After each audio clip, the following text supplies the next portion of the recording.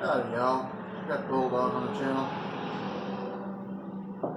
This old Bonneville right here come in with a bad smell, said it needs brakes. And I just automatically assumed, yeah, it's probably got caliper stuck or something like that, dragging the brake, getting hot and then making it work.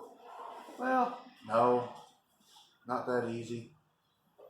We went out there and checked, and they had just dropped it off. All the wheels were the same temperature, pretty much. Okay. We smelled the smell, but it wasn't hot brakes, it was burning oil. Now these things, 3800 motor, really good motor, but they all had a problem with valve cover gaskets leaking to the point that they recalled it because they were catching fire. Well, they found an ingenious way to get out of that. Tried sending people over there to get the recall done. And they went over, and service manager said, "We're out of stock on parts."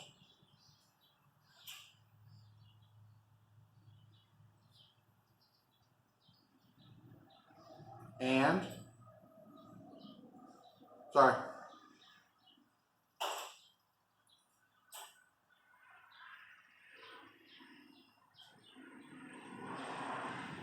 Any idea where they're going to be in stock? Don't know.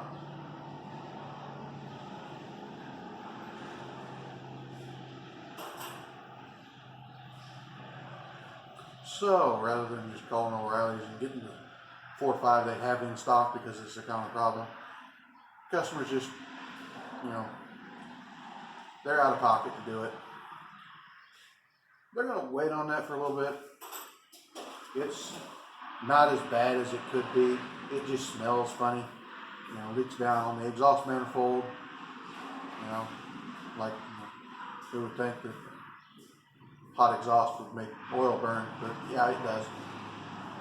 It's not running off in a stream yet. The reason they're doing that is because they're spending a bunch of money on the front end. Both of these hubs are floppy loose. Front brakes are shot. Let me show you. You like my handy dandy stand? I made it myself. These here, this dip in here is a special feature to increase the surface area of the rotor. Not really, but yeah, these things are cut in pretty good. They look like they've been turned once. Not going to bother measuring them because they're a little bit warped. Whenever we're dealing with rotor warpage, we just replace. Which 9 times out of 10 that's the problem. They get hot. They get hot because they get clamped on there in one spot, and everything else cools off. That one spot stays hot. I've been told by the brake experts it's impossible to change the temper of the steel. And I've seen them turn blue. But it changes ever so slightly after repeated cycles of that. And that's what happens, you're running down the interstate and all of a sudden everybody stops. You slam on the brakes and they come down to a stop, and these things they get so hot they're almost glowing. And then you're sitting there holding it because you're in traffic, and everything else cools off, and this spot stays hot because it's clamped in the caliper. The only way to prevent that is to creep forward, stop a little short, and then just keep inching forward to let the rotor cool down more evenly. But neither here nor there. The parts aren't that bad. So we're going to go ahead and rip this apart, and I'll show you something on this hub here that can be the bane of my existence.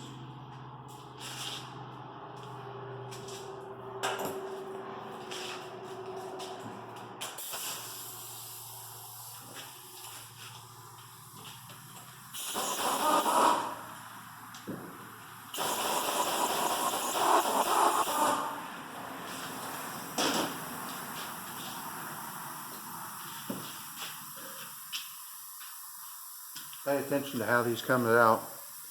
That one of them's got a rubber deal on it to kind of dampen the rattle. It goes in the top.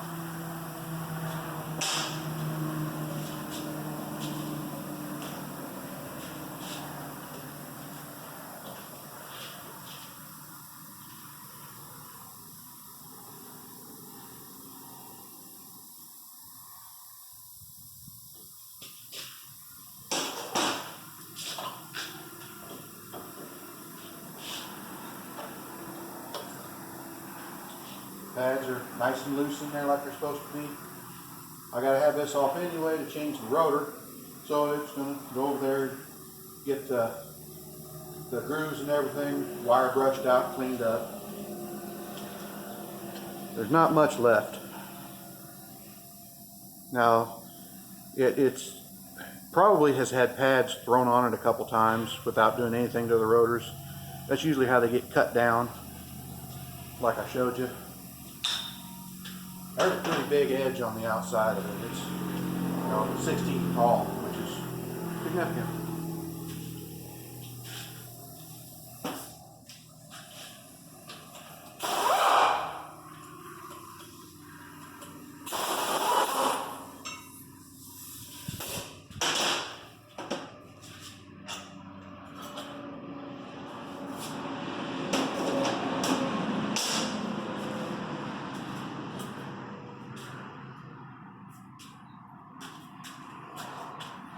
See that?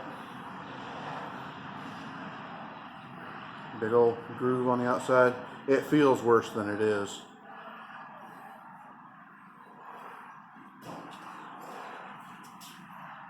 Now, something that I've been noticing on a lot of the rotors, almost everything's made in China. But you see that vein in the center? We've been getting them where this center vein is crooked. It'd be a little thicker over here, a little thinner over here. Everything's square. You've got the hub, and the braking surface is square to the hub, but when it was cast a little crooked in the center. That feels great until the rotor warms up, and then the heat expansion of the steel, it doesn't expand evenly because it's thicker on one side than the other. So the thicker part expands more because there's more there. So the rotor twists ever so slightly whenever it gets warmed up. And that makes the front end shudder when you're under braking. The more crooked it is, the worse it is. The hotter it gets, the worse it gets. And then you stop, it cools off, and it's smooth again. That took us a while to find the first one. We check on it now before we put the new rotors on. Most of the time. Sometimes I get bit. But that is a problem I'm seeing with almost every brand that we use. We have moved, I think, 4 times. There's just not that many major stores. We're to the point now of buying from independents because they can go wherever and get their parts.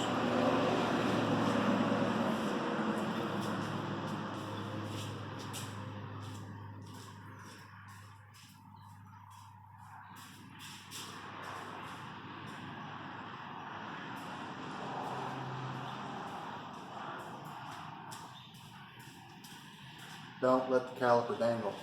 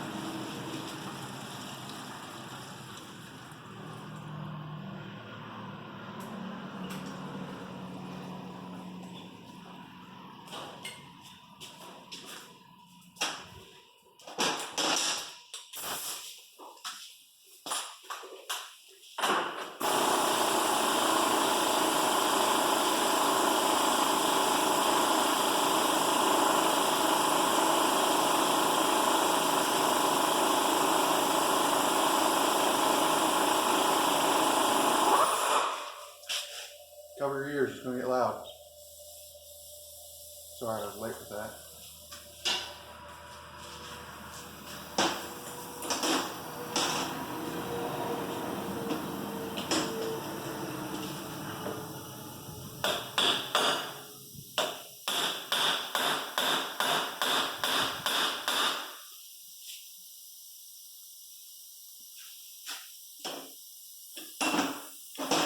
Now,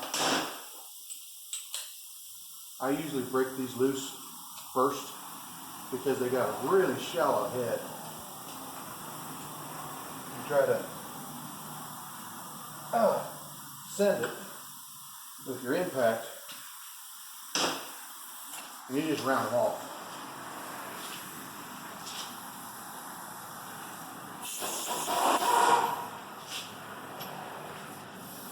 A lot of torque on that, and then as a,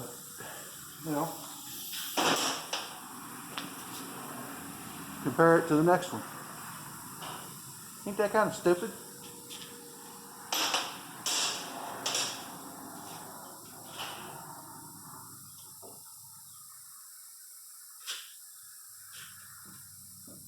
I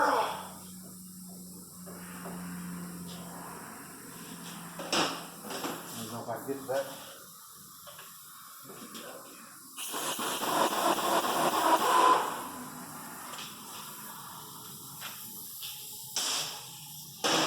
I usually try to do one side at a time because if I leave the tire bolted to the other side,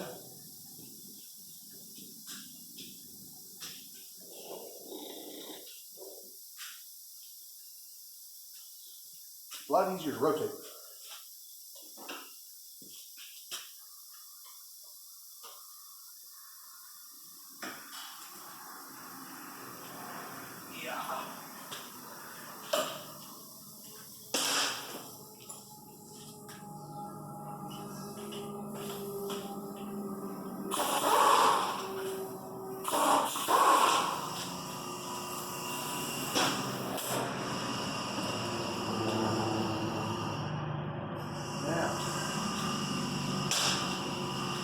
Here's where it gets interesting. This is a steel hub and an aluminum knuckle. Corrosion. Since this bearing is bad, I can go ahead and hit on this hub. If I'm pulling it, especially on four-wheel drive trucks, you got to pull this part to do the axle. A lot of times you're going to reuse the hub. Well, if you're smacking on this hub here, then you're ruining the bearing. So they actually have a special tool to leave the bolt and you just back it off a little bit and then drive on the bolt, which drives out the back side of the hub. There's no way to get to it, really, so it just sometimes makes it really difficult. I'm going to see if I can get it knocked loose.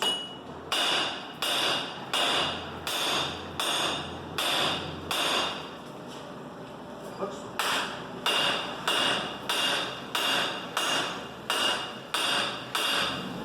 great.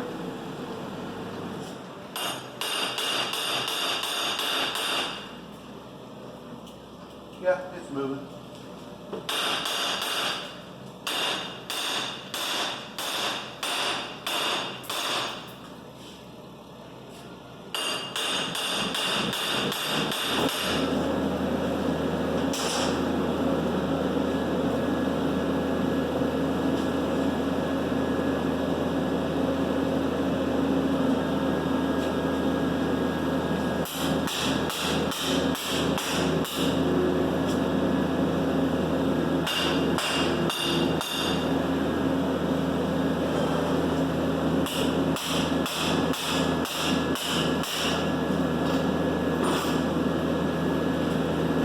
You also have to be careful not to tear up this bracket here because it holds the wire. If it's not there, just nothing to hold the wire and just get wrapped up in the axle.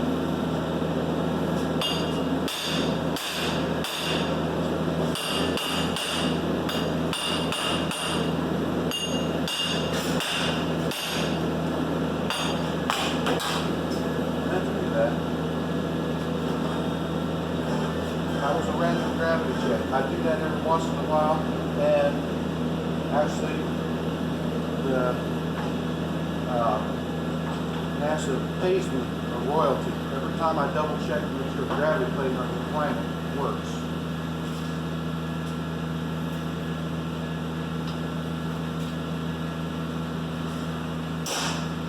Not just anybody can get that royalty now. You have to be specially trained. That's why you can't get it, because you haven't been specially trained on how to check the gravity.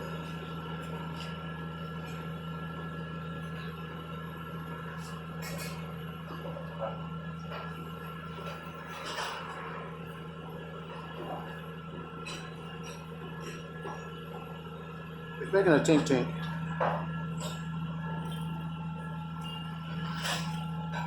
Hard to hear when it's off the car, but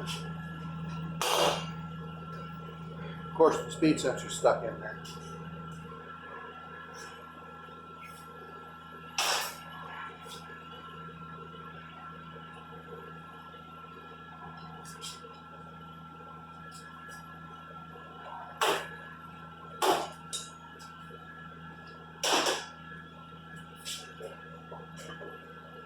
There we go. All this white corrosion around there, that does a number on things. It's hard to mess with. Now that I got it apart, now that was an easy one. Incredibly easy. I've had to beat on these things. I had a Saturn View that it took me all night long to knock out the front hubs.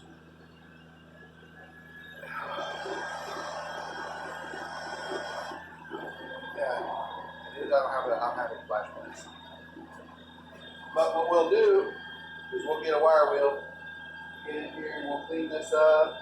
I'll move the thing over, I'll clean it up, get it all nice and shiny in there, and then I'll take Never-Sees, stick it together. I mean, it's probably never going to come apart again, but we want it to be able to come apart again if it ever needs to be. I like people keeping these cars because price per mile, they're cheap. They always need to be worked on, a little bit here and a little bit there, but good grief. Do all this, if you look at it in the grand scheme of things, all the money that you're putting in it today, 2 car payments. And then it's free again. And then we'll do the valve cover gaskets, that'll be 1 car payment. And it's free again. So 3 months, they're driving a free car. And if you factor in the fact that you just have to carry liability on the car instead of full coverage, it starts to get really cheap. But I'm going to clean this up, get this side put back together. I'm going to get a new hub, new brakes, and then I'm going to move over to the other side because the oversize is just as bad. And it's pretty rare that we have both front hubs bad at the same time. But this one was clunk, clunk, clunk, clunk, clunk. The other one was wah, wah, wah, wah, wah. And clunk, clunk, clunk, clunk.